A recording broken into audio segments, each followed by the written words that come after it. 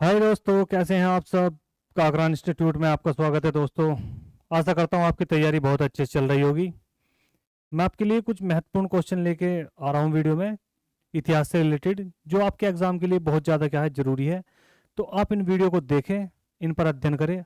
देखिए कि आपकी कितनी तैयारी हो चुकी है, कितनी नहीं, क्या क्वेश्चन आपसे छूट रहे हैं, क्या नहीं, कितनी जानकारी आपसे बची हुई है। उस सम पर आप क्या करेंगे, अध्ययन करेंगे। बाकी अगर आपको कोई भी दिक्कत आती है, किसी प्रकार की कोई दिक्कत या परेशानी आपको आती है वीडियो में, तो आप मेरी पिछली वीडियो में जाकर इनके बारे में फुल डिटेल से देख सकते हैं। ये सभी वीडियो आपके लिए क्या है अपलोड की गई है। ठीक है दोस्तों, तो चलते हैं अपने टॉपिक की तरफ, देखते हैं। तो पहला क्वेश्चन ये है कि प्रार्थना समाज का संस्थापक कौन था। बहुत ही अच्छा क्वेश्चन है। प्रार्थना समाज के संस्थापक कौन थे, तो उसके बारे में आपके लिए बहुत इंपॉर्टेंट है, ये सभी आपको पता ही होगा। तो प्रार्थना समाज के जो संस्थापक थे वो कौन थे, आत्माराम पांडुगर। ठीक है, ध्यान रखना है कौन थे, आत्माराम पांडुगर क्या थे, प्रार्थना समाज के संस्थापक थे। ठीक है दोस्तों, अगले क्वेश्चन की ओर चलते हैं, देखते हैं। नेक्स्ट क्वेश्चन है, बहुजन समाज का संस्थापक कौन थे। ये बहुत ज्यादा इंपॉर्टेंट क्वेश्चन है दोस्तों। ऐसे क्वेश्चनों पर क्या है, तुक्का लगाने वाले लोग क्या है अक्सर क्या करेंगे कि भीमराव अंबेडकर लगा देंगे। ठीक है, ध्यान से देखो, यहाँ पे एक ऑप्शन दिया भी है, सी ऑप्शन, जो आपका फेवरेट कोई ऑप्शन होता है वो आपका दिया हुआ है। तो क्वेश्चन है कि बहुजन समाज का संस्थापक कौन थे, तो ध्यान रखना वो भीमराव अंबेडकर, आप बिल्कुल भी गलती से मत कर देना किसी भी तरह से। तो वो बहुजन समाज की बात है, तो वो कौन थे, मुकुंदराव पाटिल। ठीक है, ध्यान रखना कौन थे भाई, मुकुंदराव पाटिल थे। इस चीज का ध्यान रखें, ऐसी गलती बिल्कुल भी ना करें पेपर में। एग्जाम के लिए बहुत ज्यादा इंपॉर्टेंट क्वेश्चन है, इसको अच्छे से कवर करें। ठीक है, क्वेश्चन, अगला क्वेश्चन देखेंगे दोस्तों। अगला क्वेश्चन, रामकिशन मिशन की संस्थापक किसने, स्थापना किसने की थी। रामकिशन मिशन की स्थापना किसने की थी। तो रामकिशन मिशन की स्थापना जो करी थी वो किसने करी थी दोस्तों, वो करी थी ईश्वरचंद विद्यासागर। कौन थे भाई, ईश्वरचंद विद्यासागर।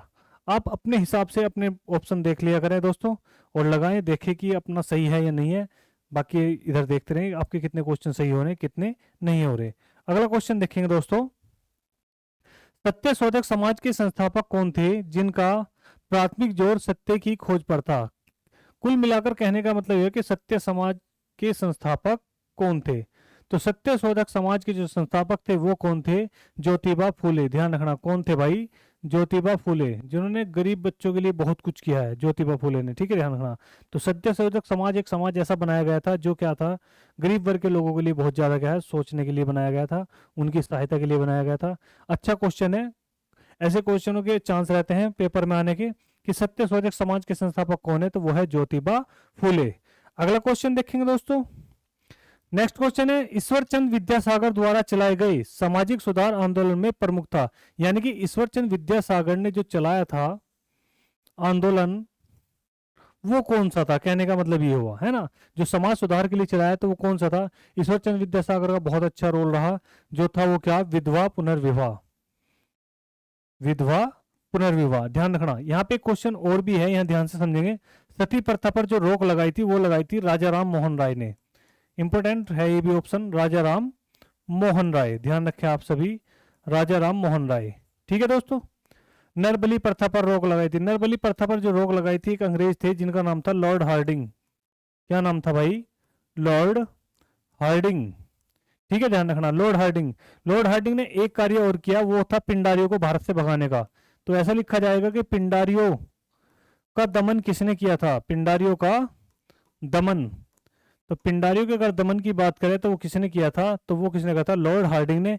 बहुत अच्छा क्वेश्चन है, दोनों क्वेश्चन इंपॉर्टेंट है, इसके सारे ऑप्शन ध्यान से समझेंगे। ठीक है, कि ईश्वरचंद विद्यासागर ने किस आंदोलन से जुड़े हुए हैं, तो विधवा पुनर्विवाह से। सती प्रथा का अगर संबंध पूछ लिया गया तो वो किससे है, राजाराम मोहन राय से। ठीक है, ध्यान।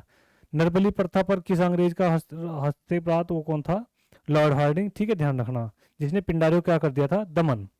नेक्स्ट क्वेश्चन है, भारतीय पुनर्जागरण का प्रथम नेता किसे कहा जाता है। यानी ये कह सकते हैं हम कि भारतीय पुनर्जागरण का पिता किसे कहा जाता है, प्रथम जो था शुरुआत जिसने करी थी। या कई तरह से क्वेश्चन पूछा जाए कि भारतीय पुनर्जागरण की शुरुआत किसने की थी, तो ये क्वेश्चन बहुत ज्यादा इंपॉर्टेंट है।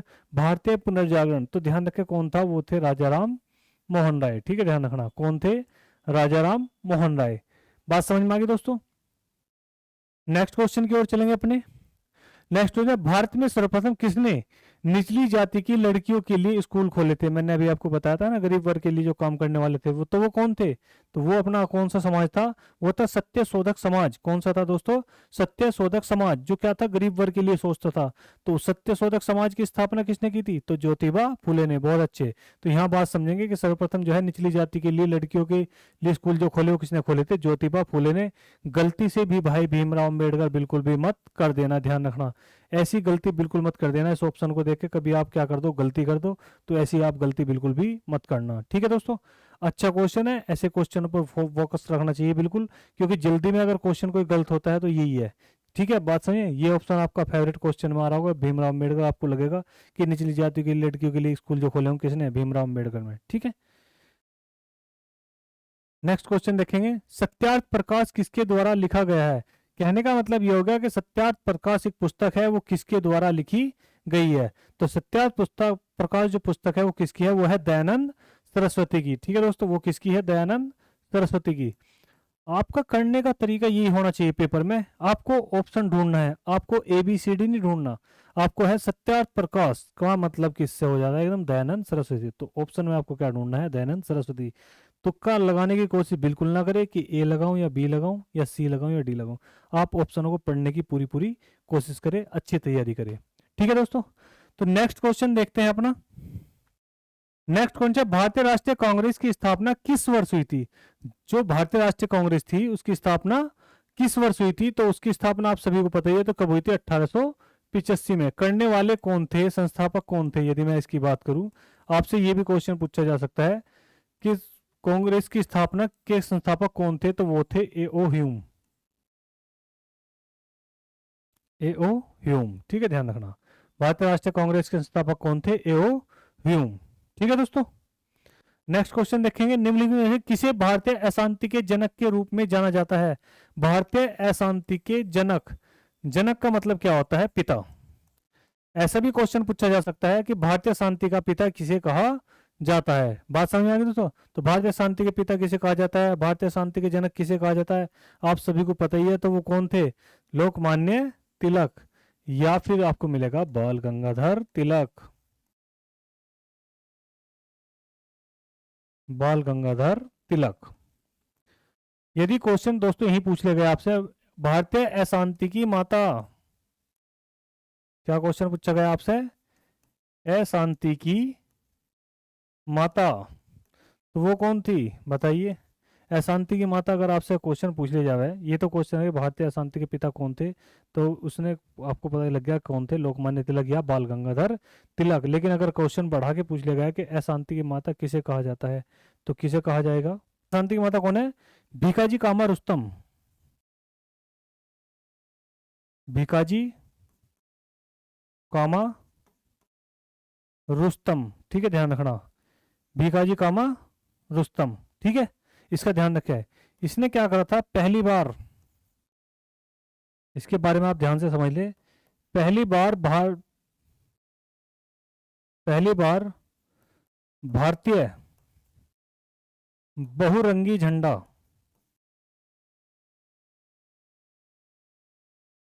पहली बार भारतीय बहुरंगी झंडा फहराया, किसने फहराया था? तो वो था भिकाजी कामा रुस्तम ने। कहां पर फहराया था? तो जर्मनी में। ध्यान रखें दोस्तों, कहां पर? जर्मनी में। जर्मनी का भी एक शहर है स्टुटगार्ट, स्टुटगार्ड। ठीक है, ध्यान रखें। तो यहाँ पर क्या करता? बहुरंगी, भारतीय बहुरंगी झंडा, तिरंगा नहीं, बहुरंगी। ठीक है, ध्यान रखें। तो बहुरंगी जो झंडा फहराया था पहली बार विदेश में, या फिर पूछ सकते हैं कि पहली बार किसने फहराया था, तो वो था भिकाजी कामा रुस्तम थी। ठीक है, ध्यान रखें, जर्मनी में इन्होंने फहराया था। यहाँ पूछा गया क्वेश्चन है कि अशांति के जनक किसे कहा जाता है, तो बाल गंगाधर तिलक को कहा जाता है। ठीक है दोस्तों, अगला क्वेश्चन देखेंगे। यहाँ पे चाहिए समझने के लिए क्वेश्चन हो रहे, ध्यान समझेंगे। बाल गंगाधर तिलक के लिए कि इन्होंने क्या करा था, दो त्योहार चलाए थे।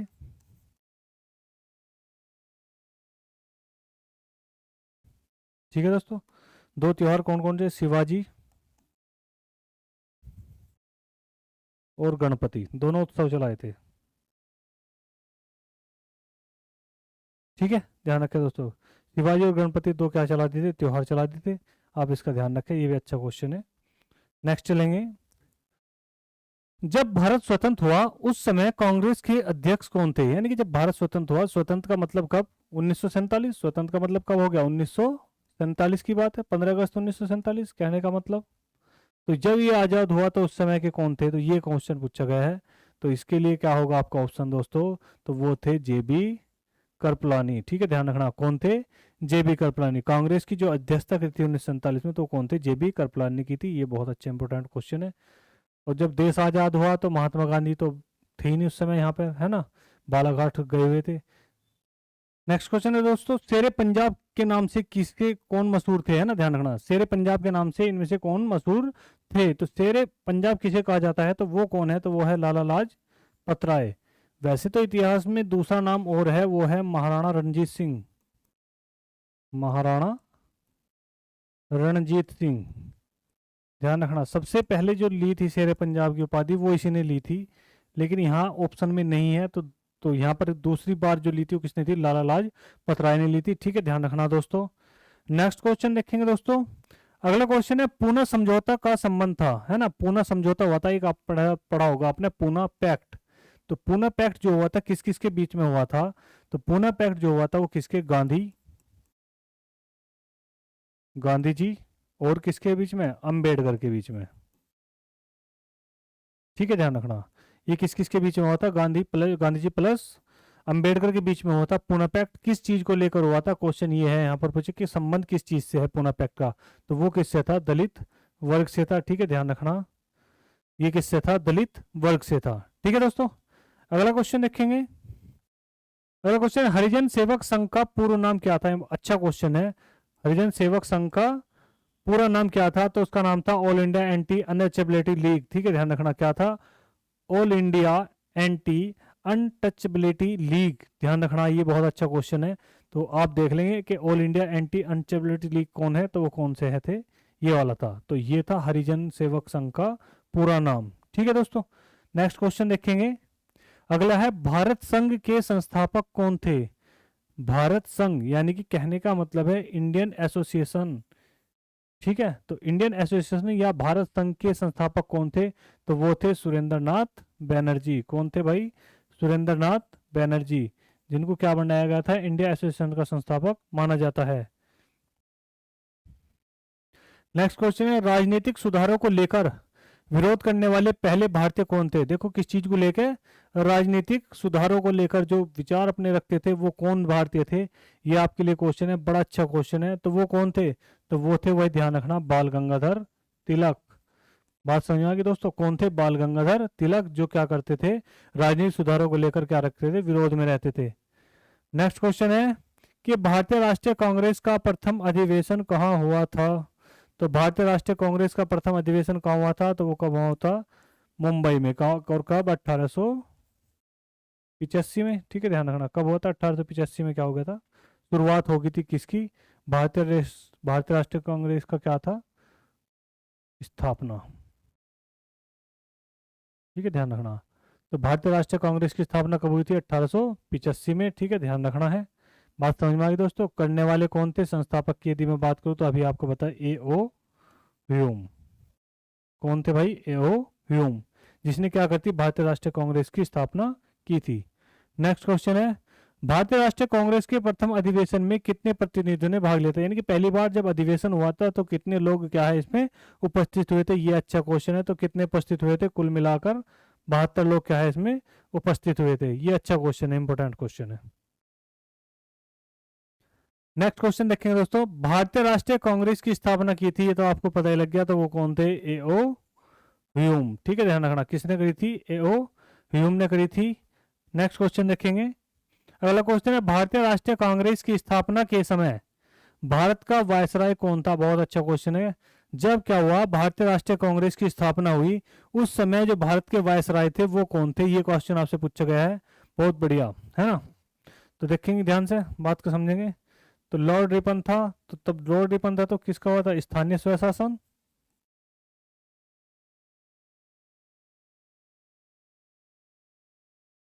ये तो स्थानीय ठीक है। लॉर्ड कैनिंग, लॉर्ड कैनिंग के समय में तो वही थी सती प्रथा को लेकर, सती प्रथा से इनका संबंध। तो लॉर्ड लेटन,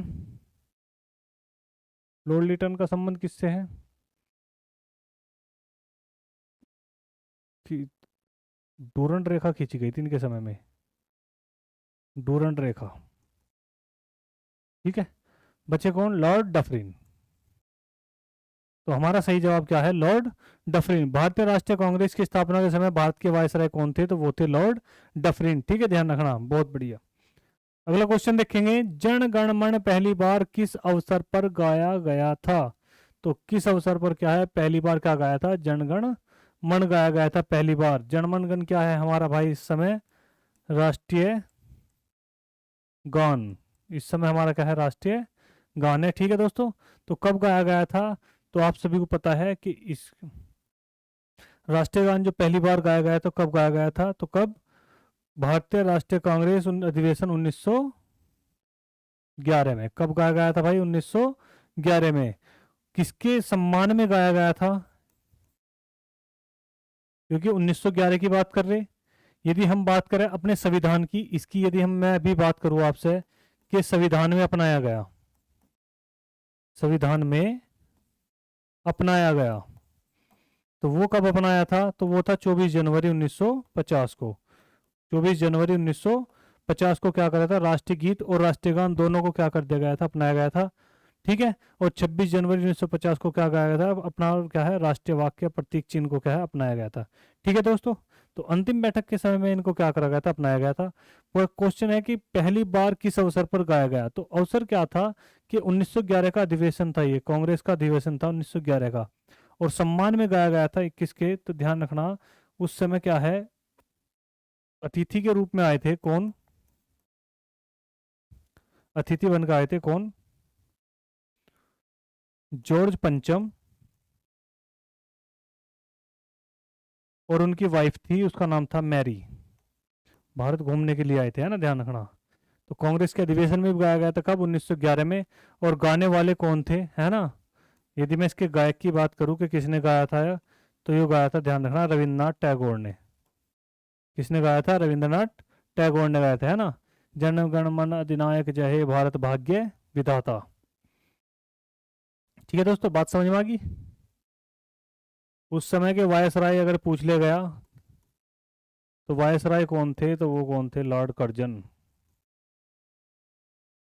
ठीक है, कर्जन के टाइम की बात है, लास्ट टाइम था उनका। प्रसिद्ध नारा इनकलाब जिंदाबाद किसने दिया था, है ना? इनकलाब जिंदाबाद किसने दिया था, ये सभी को आपको पता ही है। तो वो कौन थे? भगत सिंह, है ना, ध्यान रखना, भगत सिंह ने दिया था। नेक्स्ट क्वेश्चन देखेंगे दोस्तों। अगला क्वेश्चन है, गांधी के नाम के पहले महात्मा जोड़ा गया था, है ना। वैसे तो इनका नाम क्या था? मोहनदास, मोहनदास करमचंद गांधी।